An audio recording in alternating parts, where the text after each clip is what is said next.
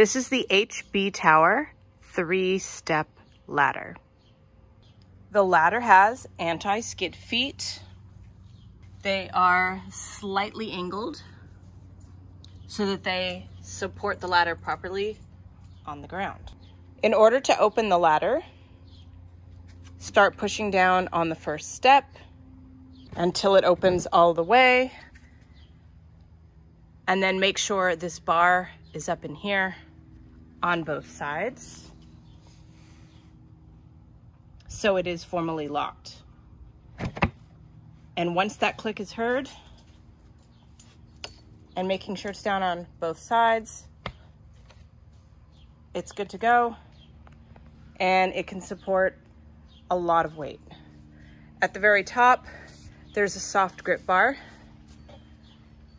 and there's some safety standards listed down the side. So here's the ladder, all set up. Works really well for ceiling level or lower. And it's really convenient to have in the house, in my backyard, for odd jobs. In order to quickly fold this back up, grab a hold of the handle, pull forward, and it will pull itself out of that locked position, and then it is able to be leaned up and put against the wall. It's all good and ready for use.